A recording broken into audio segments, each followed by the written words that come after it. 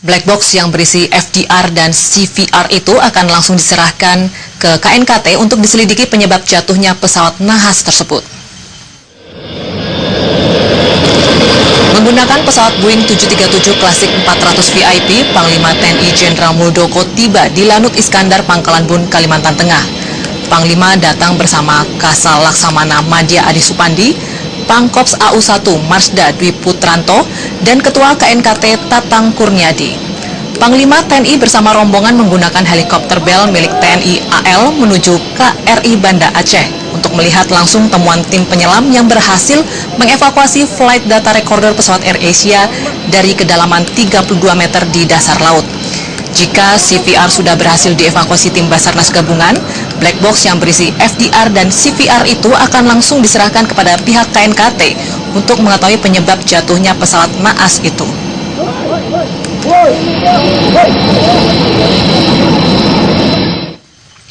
Pemirsa, tim SAR terus berupaya mengevakuasi cockpit voice recorder atau CVR, salah satu bagian kotak hitam atau black box AirAsia KZ8501. Sementara flight data recorder atau FDR AirAsia yang telah ditemukan akan diselidiki untuk mengetahui penyebab jatuhnya pesawat.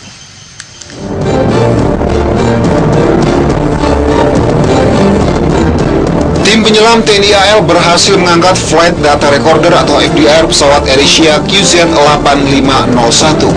FDR merupakan bagian dari kotak hitam atau black box yang akan mengungkap misteri jatuhnya AirAsia QZ8501. FDR ditemukan tim penyelam dari kapal negara KN Jadayat minggu kemarin. Mulanya KN Jadayat menangkap sinyal ping dari objek yang diduga black box. Setelah dicek penyelam, objek yakni FDR yang terlempar di bawah serpihan sayap pesawat. Selain FDR, tim juga berusaha mengevakuasi cockpit voice recorder atau CVR. Dua bagian black box atau kotak hitam tersebut terpisah hanya dengan jarak 20 meter.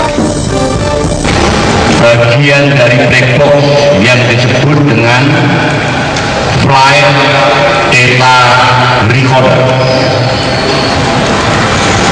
Black box itu ada dua bagian ya. Satu adalah flight data recorder dan yang satunya adalah cockpit voice recorder.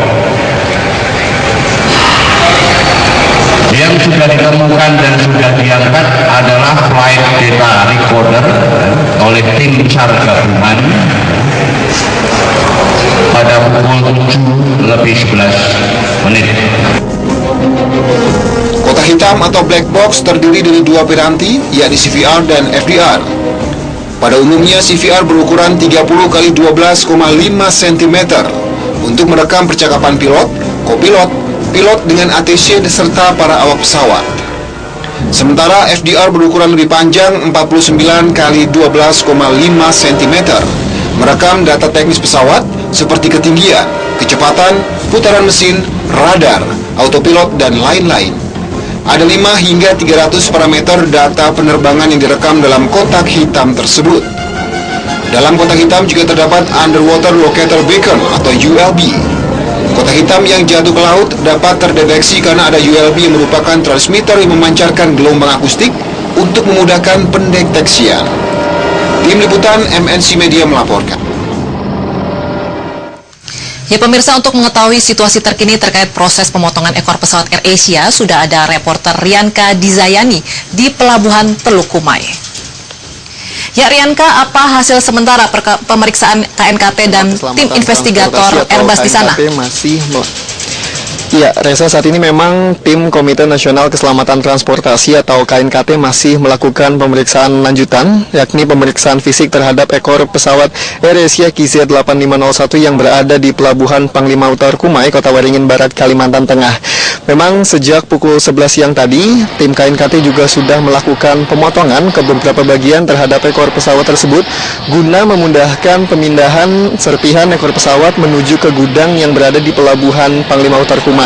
Dan hingga sore hari ini memang KNKT sudah berhasil memotong beberapa bagian dan sudah bagian tersebut dimasukkan ke dalam gudang.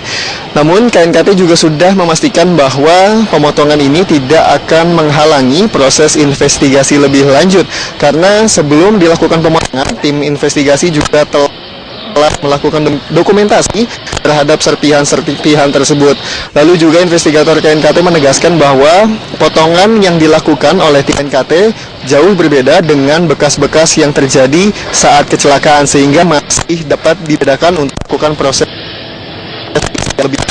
Sebenarnya serpihan-serpihan tersebut akan dibawa ke Jakarta, namun lebih baik ditunggu dulu serpihan-serpihan lainnya yang diperkirakan masih akan datang untuk sekaligus dikirimkan ke Jakarta, Reza. Sementara Reza, untuk upaya tim SAR beserta penyelam mencari cockpit voice recorder hingga sore hari ini masih terus dilakukan di sekitar temuan pertama flight data recorder. Tentu kami berharap bahwa tim penyelam bisa segera menemukan cockpit voice recorder, karena jika kedua bagian black box tersebut sudah ditemukan, maka bisa memecahkan misteri detik-detik terakhir sebelum pesawat AirAsia hilang kontak dan jatuh pada 28 Desember 2014 yang lalu.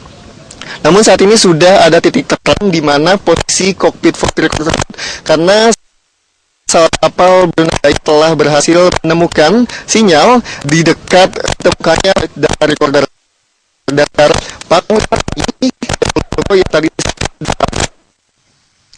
Ya, baik, terima kasih Rianka.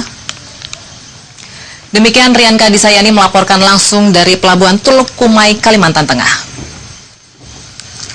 Ekor pesawat AirAsia yang sudah dievakuasi ke Pelabuhan Panglima Utar Kumai menjadi perhatian warga. Mereka menyempatkan diri melihat secara langsung ekor pesawat sambil mendokumentasikannya untuk kenang-kenangan.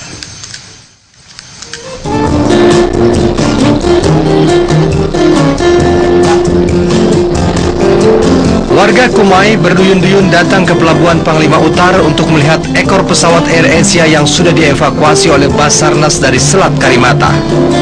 Mereka penasaran ingin melihat ekor pesawat naas tersebut, sebab selama ini hanya bisa disaksikan di televisi. Tak heran bagian pesawat itu langsung didokumentasikan untuk kenang-kenangan. Apalagi petugas tak menghalangi warga untuk melihatnya. Lihat penasaran banget, sampai saya kesini langsung melihat secara langsung.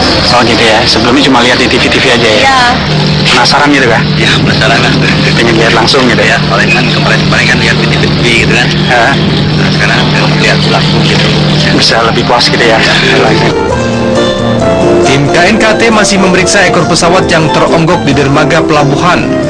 Ekor pesawat dipotong beberapa bagian untuk dibawa ke salah satu gudang, kemudian dikumpulkan menjadi satu dan dibawa ke Jakarta. KNKT dan tim Airbus yang menyelidiki berharap bisa menemukan penyebab jatuhnya pesawat tersebut. Dari Pangkalan Bun, Kalimantan Tengah, Sigit Zakwan, MNC Media melaporkan.